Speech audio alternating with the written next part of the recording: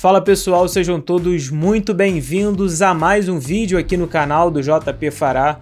Eu sou João Pedro Fará e no vídeo de hoje vou falar sobre a série de 11 jogos sem perder do Botafogo, depois de um momento super turbulento, mas agora com 9 vitórias nessa sequência.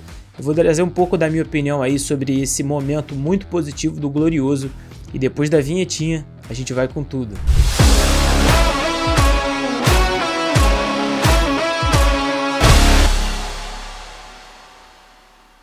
Antes de mais nada, eu peço para que você se inscreva aqui no canal. Faltam muito poucos inscritos para a gente chegar à marca de 500 inscritos aqui no canal. Então, se você ainda não conhece o canal do JP Fará, compartilhe com seus amigos. Também deixe o dedo no like, que é muito importante para o YouTube entregar aí o conteúdo para outras pessoas. E também de comentar aqui embaixo o que você está achando desse momento positivo do Botafogo depois de um início de ano muito turbulento. Em pouco mais de 2 semanas que eu gravei esse vídeo aqui que está aparecendo aqui na TV, aqui atrás, que era sobre o técnico Luiz Castro, o momento em que o Botafogo estava com muitas dificuldades, não tinha se classificado para a semifinal do Campeonato Carioca, sofreu para empatar com o Sergipe na primeira fase da Copa do Brasil, goleou depois o Brasiliense, aí começou esse momento, essa fase positiva. Mas naquela época eu comentava que o técnico Luiz Castro conseguia extrair muito pouco do time que tinha, apesar de não ter, e verdade tenha que ser dita, peças suficientes para mudar o esquema de jogo. Apesar disso, eu achava que era um time engessado e que com um pouco mais de um ano de trabalho, o técnico português não conseguia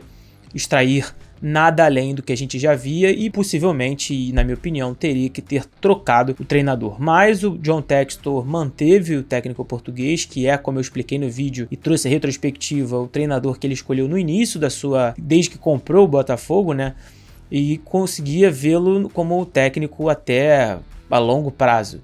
E ele bancou, manteve mesmo na fase ruim, e o Botafogo começou a mudar aí o cenário a partir da semifinal da Taça Rio e também do jogo da segunda fase da Copa do Brasil. Na segunda fase da Copa do Brasil, o Botafogo goleia o Brasiliense e na semifinal da Taça Rio começa sofrendo com a Portuguesa, vira esse momento e aí vence a Taça Rio contra o Audax, o que era obrigação, mas o Botafogo cumpriu com a obrigação. Mas então começou a aumentar a confiança e o Luiz Castro teve o retorno do craque, dentro desse time é um craque, o Eduardo, que é o jogador de meio de campo, que estava machucado desde setembro de 2022, quando ele se machucou contra o Fluminense no Clássico, e um jogador que dentro desse time do Botafogo, como eu sempre costumo dizer, dita o ritmo, é um verdadeiro maestro em campo e foi um reforço que estava dentro de casa. Não foi preciso ir ao mercado, o Botafogo conseguiu melhorar a sua equipe. Isso sim é mérito do Luiz Castro, com esse retorno do Eduardo. E aí, a partir de então, o Botafogo jogou contra o Magallanes, por exemplo, do Chile na Sul-Americana, não jogou tão bem, mas empatou. E aí depois veio consequências positivas, já com 2 vitórias no Campeonato Brasileiro, tanto contra São Paulo contra a Bahia. Venceu também pela Sul-Americana, como eu falei, o César Vagerro por 4-0. Foi um adversário fraco, mas o Botafogo cumpriu com a sua obrigação. E agora na Copa do Brasil, estou gravando esse vídeo logo após a vitória do Botafogo por 2-0 contra o Ipiranga, com gols de Matheus Nascimento e Janderson para classificar o Glorioso à Copa do Brasil em 2 vitórias por 2-0 contra o Ipiranga, que não é um grande adversário, mas que complicou contra o Grêmio na semifinal do Campeonato Gaúcho. O Grêmio só se classificou nos pênaltis e também fez jogo duro contra o Internacional.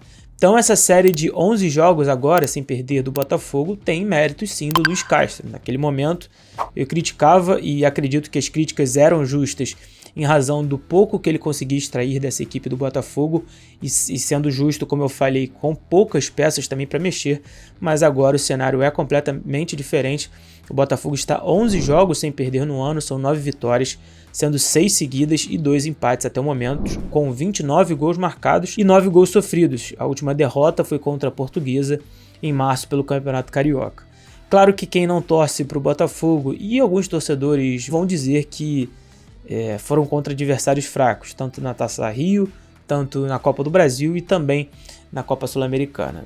Sim, isso faz parte, mas de fato isso não tira o mérito de uma sequência de 11 jogos sem perder e no meio dessa sequência o Botafogo enfrentou também o São Paulo no Rio de Janeiro e venceu por 2-1 e venceu o Bahia por 2-1 no jogo muito difícil em Salvador, que algumas equipes que brigam pelas mesmas coisas que o Botafogo vão ter muita dificuldade de vencer. Então, quando é para criticar, a gente critica, e quando é para elogiar, a gente elogia. O Botafogo tá tendo boas atuações, principalmente, como eu falei, com o Eduardo. Na zaga, o Vitor Cuesta muito seguro, assim como o Lucas Perry, um goleiro que é fenomenal, ele tá tendo um ano excelente, né?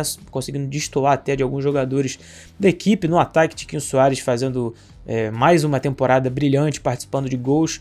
Nas alas parece que o Luiz Henrique está começando a aparecer, Vitor Sá está tentando, Júnior Santos na direita, o Segovia agora, o baixinho paraguaio que chegou com muita desconfiança pelo tamanho, mas com muita qualidade técnica, fez a diferença e hoje deu um passe para gol, pro gol do Janderson pelo Botafogo.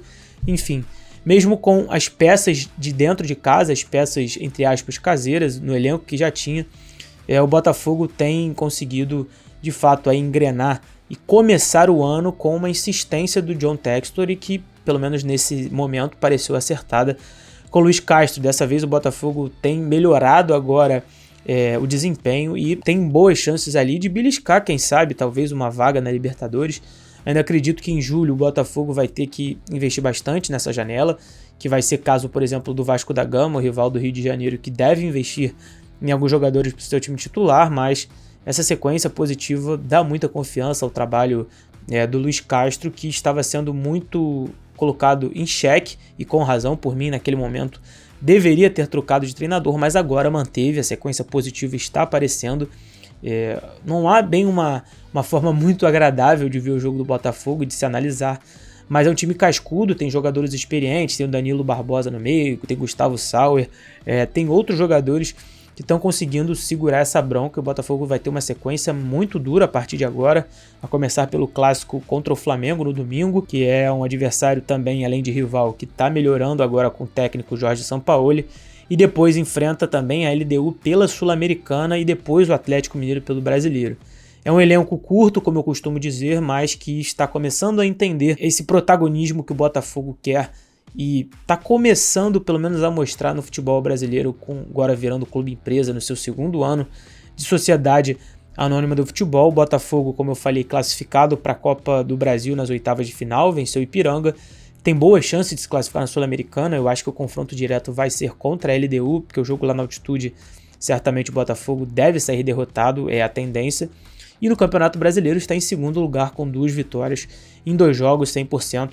Além de garantir, é claro, essa classificação para a Copa do Brasil, mais de 3 milhões de reais, que é um valor milionário e muito interessante para esse projeto do Botafogo agora como sociedade anônima do futebol. Só um ponto também importante, o Luiz Castro também elogiou bastante a juventude do Botafogo na classificação. O Botafogo teve um time alternativo e mostrou que mesmo com os jovens, essa qualidade pode não ter a ver com a idade, né? O time titular é muito cascudo, mas as opções, como eu falei, são caseiras, são jovens e que fazem agora o técnico Luiz Castro ter um pouco mais de paz para comandar esse Botafogo. Ainda como eu falei, precisa de reforços, mais 11 jogos sem perder, mesmo contra adversários mais fracos. É um número muito interessante para o Botafogo de Luiz Castro, que finalmente parece que começou o ano de 2023. Quero saber aqui de você nos comentários se você acha que o Botafogo vai beliscar algum título, vai brigar talvez por uma vaga na Copa Libertadores da América de 2024, então deixa aqui seus comentários. Não se esqueça de deixar o dedo no like, é muito importante para o crescimento do canal e, claro, se inscrever aqui no canal rumo aos 500 inscritos. Conto com seu apoio e te espero no próximo vídeo.